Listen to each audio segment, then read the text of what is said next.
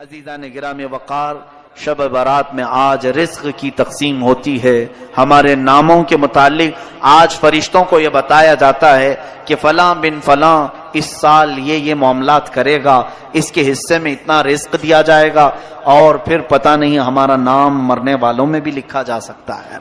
آج ہمارے سال کی ایک کتاب بند ہو گئی، یہ رب ذوالجلال کی بارگاہ میں پیش ہو گئی کہ پچھلے سال اس بندے نے یہ سارے کام کیے ہیں۔ آپ کو بھی معلوم ہے، مجھے بھی معلوم ہے میں نے کیا کیا کیے، آپ نے کیا کیا کیے۔ اب آج کی رات صرف یہ احساس بھی ہو کہ بارگاہ الہی میں میری کتاب پیش ہوئی ہے پچھلے سال کی، میں نے کیا کیا کیا تھا سب فرشتوں نے بتا دیا۔ ویسے رب کو بتانے کی ضرورت بھی نہیں، مگر مولا فرشتوں کو گواہ بناتا ہے، تم بھی بتاؤ کہ فلاں فلاں بندے نے کیا کیا کیا ہے۔ پچھلے سال کا سب انہوں نے پیش کر دیا۔ اب رب تبارک و تعالیٰ کا حکم نازل ہو رہا ہوگا کہ یہ بندہ جس نے پچھلے سال یہ تمام کام کیے، اب اگلے سال اس کے یہ معاملات ہیں، اس کے لیے اتنا رزق لکھو، اس کے لیے اتنی برکت لکھو، اور اس کو ذلیلوں میں لکھو، اس کو عزت والوں میں لکھو، اور اس کو زندہ رہنے والوں میں لکھو، اس کو بیمار لکھو، اور اس کے بعد اس کو مرنے والوں میں لکھو۔ یہ تمام معاملات آج رب ذوالجلال فرشتوں کو بتا رہا ہوگا۔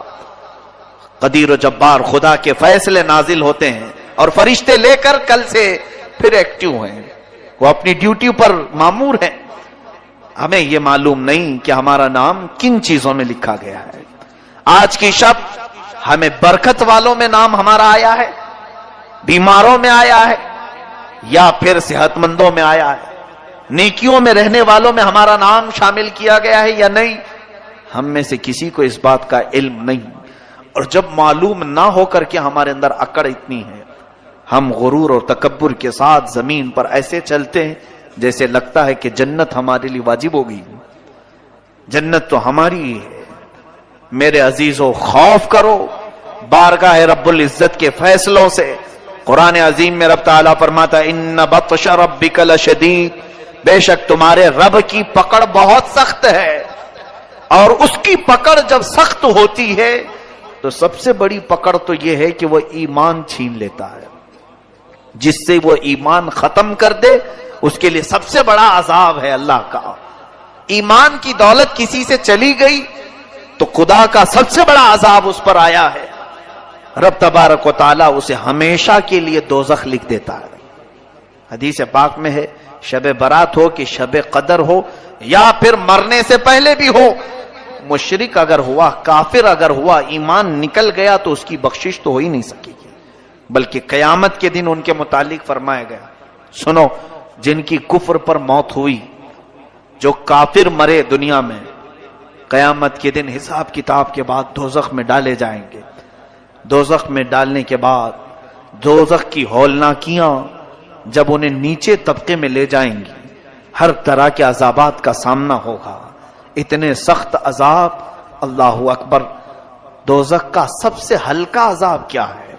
حدیث پاک میں حضور پاک صلی اللہ علیہ وسلم ارشاد فرماتے ہیں آگ کی جوتیاں پہنائی جائیں گی، انگار کے جوتے پہنائے جائیں گے، جس کی وجہ سے اس کا بھیجا پک کر کے ابل رہا ہوگا۔ یہ دوزخ کا ہلکا عذاب ہے، منیمم کسی کو اگر دیا جائے تو یہ ہلکا ہے۔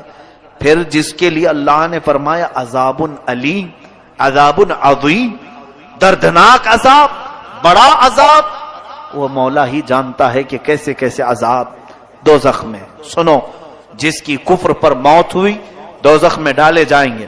جو دوزخ کا دربان ہے، فرشتہ حضرت مالک رضی اللہ تعالی، حضرت مالک یہ فرشتے ہیں علیہ السلام، وہ دربانے دوزخیں دروازے پر ہوں گے، یا جتنے دوزخی ہیں چیختے رہیں گے، چیخ لگاتے ہیں، اتنا پکارتے ہیں کہ ہماری طرف توجہ کرو، ہماری طرف توجہ کرو۔ تو پھر ان کی پکار اتنی بلند ہوتی ہے کہ پورے دوزخ میں آوازیں دہلتی رہتی ہیں۔ اس کے بعد مالک دوزخ یعنی دربان دوزخ حضرت مالک ایک بار بھی ان کی طرف نہیں دیکھتے، حدیث پاک میں 1000 سال گزر جائیں گے، 1000 سال کے بعد دربان دوزخ ان کی طرف دیکھتے ہیں. کیا بات ہے, کیوں چلا رہے ہو تم لوگ؟ 1000 سال کے بعد تب اہل دوزخ کہتے ہیں اے مالک, اے دربان دوزخ, ہم رب ذوالجلال سے بات کرنا چاہتے ہیں, ہمارے معاملے میں کچھ سفارش کرو. رب تبارک و تعالیٰ سے ہم کچھ کلام کرنا چاہیں گے کہ وہ ہمیں یہاں سے نکالے. حضرت مالک کہتے ہیں ٹھیک ہے, تمہاری بات میں مولا تک پہنچا دوں گا, رب تعالیٰ تک پہنچا دوں گا. تو اس کے بعد حدیث پاک میں پھر 1000 سال گزر جاتے ہیں. حضرت مالک کی طرف سے کوئی جواب نہیں آیا. دوزخیوں کی طرف دوبارہ وہ توجہ کرتے ہیں, کیا بات ہے؟ تو دوزخیوں نے کہا کہ اے مالک, ہم رب سے بات کرنا چاہتے ہیں. حضرت مالک کہتے ہیں میری اب تک رسائی نہیں ہوئی, میں تمہارا عریضہ پیش کروں گا رب تعالیٰ کے. یہاں تک کہ تیسرا 1000 سال گزر جاتا ہے. یہ دوزخ میں جلتے رہیں گے, اسی طرح عذاب میں مبتلا رہیں گے. تیسرے 1000 سال کے بعد حضرت مالک ادھر دوزخ کی طرف توجہ کرتے ہیں اور فرماتے اے اہل دوزخ, بشارت ہو تمہارے لیے کہ رب تعالیٰ کی طرف سے یہ جواب آیا ہے, لا ينظر الیہم ولا یرحم علیہم, ان کی طرف نہ دیکھا جائے گا نہ ان کی طرف رحم کیا جائے گا. مولا نہ تم سے بات کرنا چاہتا ہے اور نہ تم پر رحم کرنا چاہتا ہے. اب بند کرو آواز. فرمایا گیا حدیث پاک میں مایوس ان کے چہرے لٹک جائیں گے. اہل دوزخ واپس پھر اپنے عذاب کی طرف آئیں گے, اس لیے کہ اب کوئی امید بھی باقی نہیں رہی. 3000 سال تو امید پر دوزخ میں جل رہے تھے کہ اب بات ہوگی رب تعالیٰ سے, اب کلام ہوگا, شاید وہ بہتوں کو معاف کر کے نکالا, ہمیں بھی نکالے گا.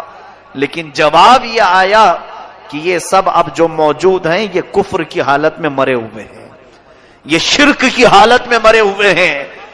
کافروں اور مشرکوں کے لیے رب فرماتا ہے نہ ان کی طرف دیکھا جائے گا نہ رحم کیا جائے گا. ان اللہ لا یغفر ان یشرک بہ ویغفر ما دون ذلک لمن یشاء, شرک کو اللہ معاف نہیں کرے گا, اس کے علاوہ جو بھی ہے جسے چاہے رب تعالیٰ معاف کرے گا. یہ قرآن میں اللہ فرماتا ہے. میرے عزیزو, ڈر اس بات کا ہونا چاہیے کہ اگر مولا تعالیٰ ہمارے کسی عمل سے غضب میں آئے تو کہیں وہ ہمارے ایمان کی دولت کو سلب نہ کر لے, اور یہ نہ فرما دے نکل جا تو میرے خاص بندوں میں سے. کفار و مشرکین تو جب پسند ہیں بہت, ان کی عادتیں اچھی لگتی ہیں, جا انہی کے جماعت میں شامل ہو جا. آج آپ سب سوچو ذرا, بہت سارے نوجوان یہی چاہتے ہیں آ کر کے صرف یہ کہیں کہ مولانا سارے لوگ تو جی رہے ہیں اچھے سے, وہ اگر ناچ رہے ہیں, ڈانس کر رہے ہیں, آپ ہمیں کیوں روک رہے ہیں؟ کفار بھی ناچ رہے ہیں, کرسچن بھی ناچ رہے ہیں, یہودی بھی ناچ رہے ہیں, ہم مسلمان ہو کر کیا ڈانس نہیں کر سکیں گے؟ ٹھیک ہے, تمہارا سوال یہ, دنیا میں سارے لوگوں کو شراب پیتے ہوئے دیکھا, ہم آپ کو منع کر رہے ہیں تو برا لگا. یہ دنیا کا فیشن ہے, آپ نہیں سمجھ سکو کہ آپ پرانے لوگوں میں سے ہیں. ہم نئے زمانے میں زندگی گزارنا چاہتے ہیں, ہم کچھ ماڈرن بننا چاہتے ہیں. فلمی ایکٹروں کو دیکھ کر ان کی طور طریقے کو اپناتے ہوئے نکل پڑے, اور پھر یہ سمجھا کہ ہم ایک نئے راستے پر چل رہے ہیں. سنو, ٹھیک ہے, جس کا راستہ چاہے اپنا لو, جس کا راستہ, کیونکہ تمہارے لیے نہ میں چھڑی لے کر کے بیٹھا ہوں, نہ اللہ کا کوئی فرشتہ تمہاری گردن جھکا کر تمہیں عبادت کرنے کے لیے آئے گا, بلکہ رب تعالیٰ دنیا میں تمہیں آزاد رکھا ہے, تمہیں جو مرضی میں آئے کرو, جو اچھا لگے کرو. قیامت کے دن پھر تیار رہنا اپنے اعمال کا جواب لینے کے لیے. قیامت کے دن ہر ایک کے حساب کتاب کے لیے تم خود ذمہ دار ہوں گے. آج میں ان نوجوانوں سے کہتا ہوں جنہیں کفار و مشرکین اچھے لگتے ہیں, جن کو لوگوں کے ہاتھوں کے شراب کی بوتلیں پسند ہیں, جوے خانے, شراب, تاش کے اڈے, یہ سب بہت اچھے لگتے ہیں جنہیں, اور پھر یہ فلمی دنیا کے تمام تر ظالم دجال قسم کے خرافات مچانے والے اور پورے گھروں کو تباہ کرنے والے ایکٹر انہیں پسند ہیں, ان کے ساتھ ہو جاؤ, کوئی بات نہیں, تمہیں مبارک ہو. قیامت کے دن کہا جائے گا جن کے ساتھ تو دنیا میں رہنا پسند کرتا تھا, آج ان کا ہاتھ پکڑ, وہ جہاں جا رہے وہیں چلا جا, آج وہ جہاں جا رہے وہیں چلا جا. وہاں سے ہاتھ چھڑا کر کے تم تو بھاگو گے، نہیں میں تو رسول اللہ کا امتی ہوں، میں میرے آقا کے پاس آؤں گا، میں اپنے نبی کا نام لیوا ہوں۔ سنو حدیث پاک میں یہ دوڑتا ہوا آئے گا، امتی تو ہے۔ حضور اکرم صلی اللہ تعالی علیہ وسلم کے قریب آتے ہی حضور پاک سے عرض کرتا ہے رو کر کے چلا کر کے، مجھے فرشتے دوزخ کی طرف کھینچ رہے ہیں، بچا لیجیے۔ نبی کونین صلی اللہ تعالی علیہ وسلم کی طرف سے جواب آئے گا تو کون ہے؟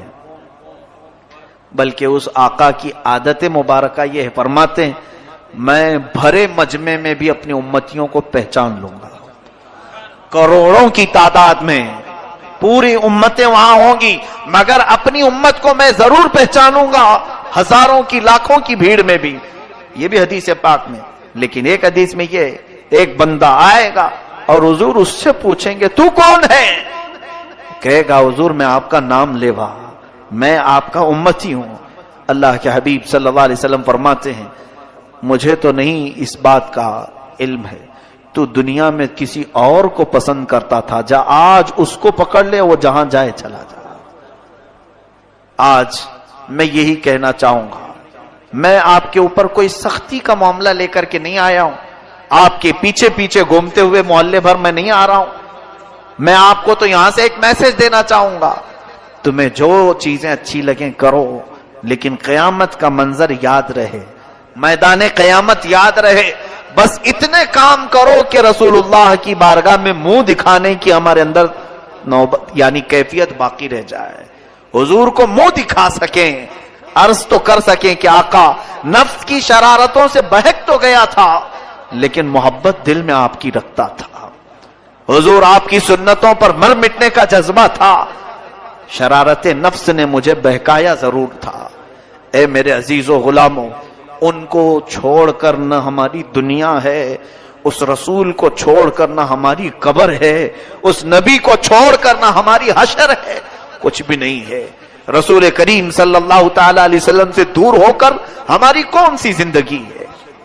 آج کی رات اگر یہ احساس نہیں جاگا تو پھر بیکار ہے، ایسی ہزار راتیں ہیں، پھر بیکار ہے ایسی زندگی بھر بار بار آنے والی راتیں ہیں۔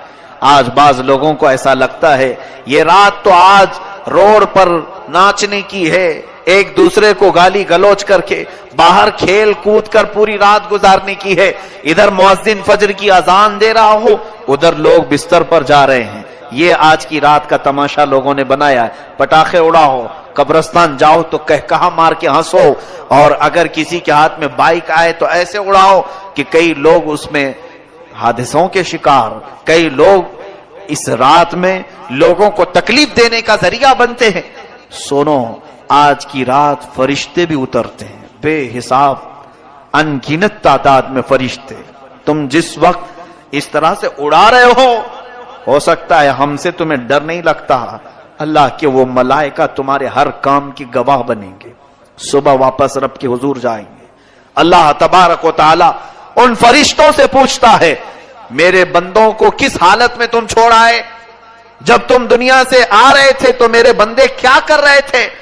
فرشتے سچ سچ بتائیں گے، اے رب ذوالجلال فلاں بندہ تیرا بے حیائی کر رہا تھا، فلاں بندہ آج مسجدوں سے تیرے ذکر کی آوازیں آ رہی تھی، لیکن فلاں بندہ وہاں پر اپنی گاڑیوں میں اچھل کود مچا رہا تھا، بے حیائی، خرافات اور فحاشی اور اپنے برے اعمال سے لوگوں کو ایذا پہنچا رہا تھا۔ یہ ملائکہ رب تعالیٰ کے حضور پیش کریں گے، اور رب تعالیٰ کی طرف سے جو جلال نازل ہوگا اس کے ذمہ دار آپ ہیں۔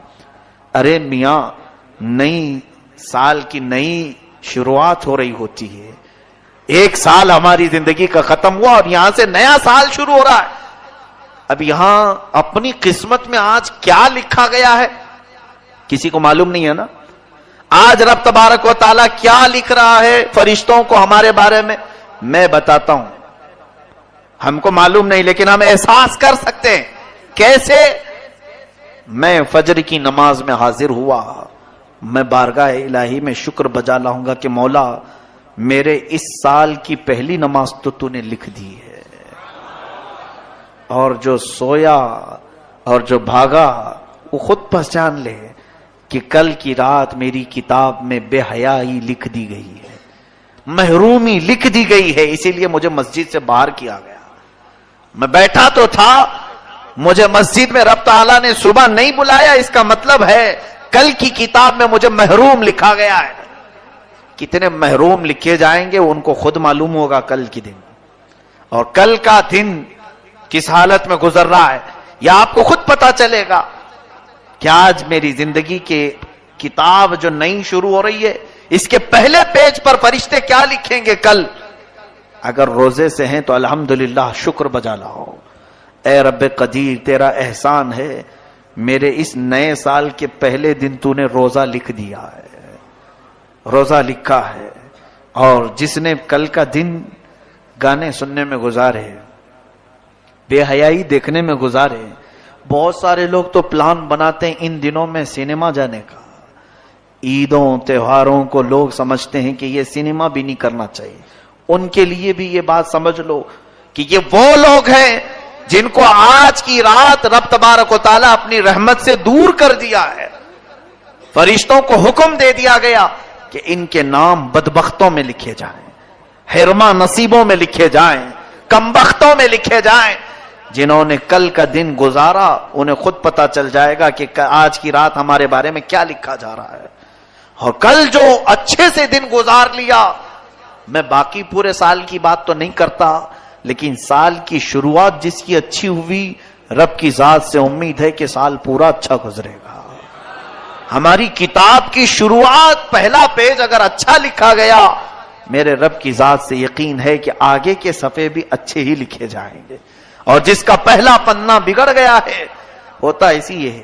کتاب میرے سامنے لا کر پیش کر دی گئی، ایک بھری کتاب کھولا میں نے، اس کے پہلے پیج پر گالیاں لکھی گئیں، بند کر دیا. یہ کون بدبخت مجھے کتاب دے دیا، کس چیز کی ہے، میں آگے کیوں پلٹوں، پہلے پیج پر اتنی غلاظت لکھی ہے.